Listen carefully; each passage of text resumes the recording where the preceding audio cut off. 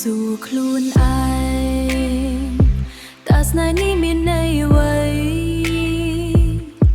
ពេលចុងក្រោយគឺត្រឹមតែបែកគ្នាថ្ងៃដែលបងចូលមកក្នុងជីវិតអូនធ្វើឲ្យបេះដូងអូនមានពន្លឺឡើងវិញពាក្យស្នេហ៍ផ្អែមស្អែមបងធ្លាប់និយាយឲ្យខ្លាចជាអ្វីដែលអូនឈឺចាប់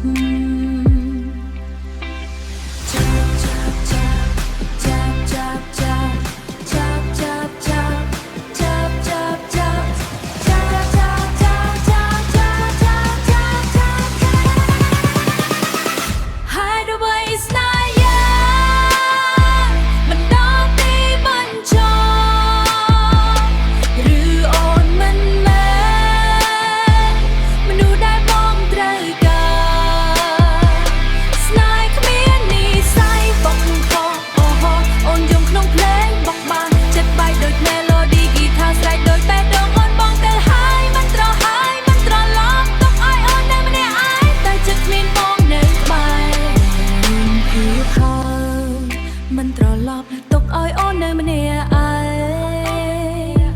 តែចិត្តអូនស្ងប់ព្រោះគ្មានបងនៅក្បែររូបភាពបងនៅក្នុងចិត្តអូនមិនដែលលែងបាត់ទោះពេលវេលាកន្លងស្នេហ៍ដែលធ្លាប់មានខ្លាចជាអារម្មណ៍អូននៅតែស្រឡាញ់បង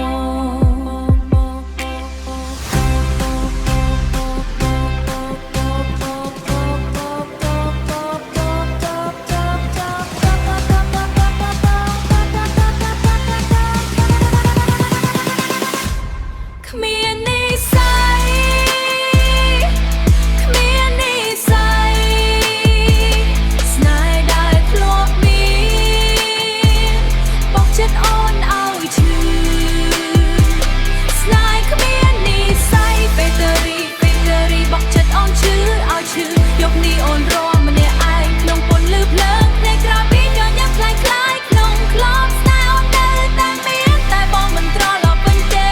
អូនស្នេហ៍នេះនៅក្នុងភ្លេង remix ដែលមិនអាចបញ្ចប់បានបទខ